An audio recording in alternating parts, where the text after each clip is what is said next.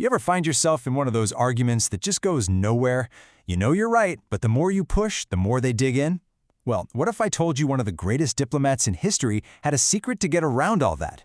We're talking about Benjamin Franklin, and today we're going to break down his surprisingly simple trick to argue less and persuade a lot more. Okay, just imagine a good friend looking you dead in the eye and saying this: Ben, you are impossible. Ouch, right? And this wasn't just some off-the-cuff remark. This was a soul-crushing critique given to a young Benjamin Franklin. Yeah, that Benjamin Franklin. It's kind of hard to square that with the guy we think of as this master diplomat, isn't it?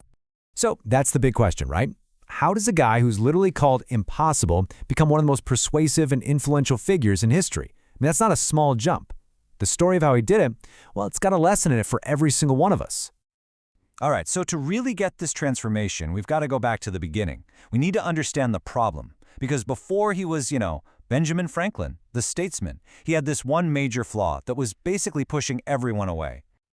So here's the deal with young Franklin. He was smart, and boy did he know it. He just loved to argue. He got a real kick out of proving people wrong. You know the type. He came across as arrogant, totally opinionated. He wasn't trying to find common ground or persuade anyone. Nope. For him, it was all about one thing: winning. And that brutally honest feedback his friend gave him, wow, it laid it all out. He was told his opinions basically felt like a slap in the face, that he'd become offensive, that his friends literally had a better time when he wasn't there. But the real gut punch, the most dangerous part of it all, was this: no man can tell you anything. Think about that. If no one can tell you anything, you can't learn. You're just stuck. Now, for most of us, hearing something that harsh would make us get defensive, right? We'd probably argue back and prove our friend's point. But this is the moment that changed everything. What Franklin did next is the whole reason we're talking about him today. And here's the key takeaway. Franklin's real genius wasn't that he was the smartest guy in the room. It was that he was smart enough to listen. He actually heard the criticism, took it in, and accepted that painful truth. He saw he was on a path to total social isolation, and he decided, right then and there, something had to change, radically. And he didn't just vaguely promise to be nicer. No, that's not how Franklin rolled. He was a scientist, an inventor. So he invented a system for himself, a set of actual practical rules to completely rewire how he talked to people. So let's get into the nitty-gritty. This is the Franklin method. Okay, rule number 1. This was the foundation of the whole thing. He decided to forbear all direct contradiction. In plain English, stop flat out telling people they're wrong, and stop stating your own opinions like they're gospel truth. You can just imagine how hard this was for a guy who loved to win arguments.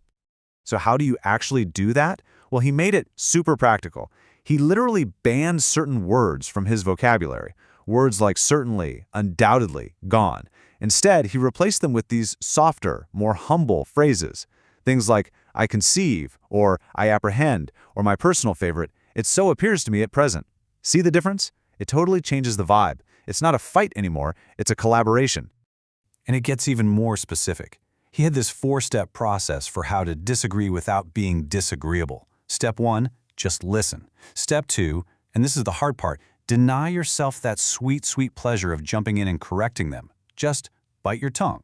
Step 3, find something, anything, in their argument that you can agree with. Maybe their idea is right in a different situation.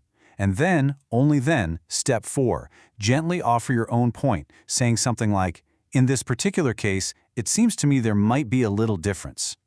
So, the big question is, did it work? I mean, all this humility and soft language, did it actually make him more persuasive? Oh yeah. The results were, well, they were a game changer. Almost immediately, Franklin saw huge advantages. First off, conversations were just more pleasant. No surprise there. But here's the magic. People started actually listening to him. When he offered his opinions humbly, people were way more open to them. They didn't push back as much. And get this, the craziest part. He found it was easier to admit when he was wrong, which, ironically, made it way easier for him to convince other people to admit when they were wrong. And look, this wasn't some little trick he tried for a week. We're talking about a 50-year commitment. 50 years. He said at first it took some violence to his natural inclination, which is a great way of saying it was super hard. But he stuck with it for 5 decades until it became a deep, ingrained habit, a true lifelong discipline. And this is what's so wild to me. Franklin himself would tell you he wasn't a great speaker. Not at all. He said he was hesitant, he wasn't eloquent, he fumbled his words.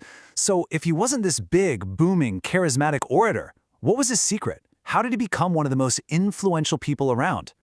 Well, he tells us himself, right in his autobiography.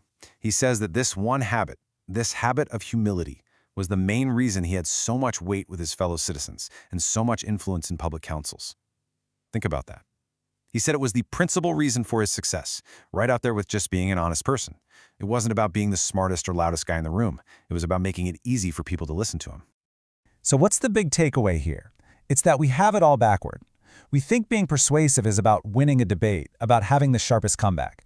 But Franklin's story shows us the complete opposite. Real power, real influence, it comes from making it easy for other people to agree with you. It comes from humility. So it leaves us with one final question to think about.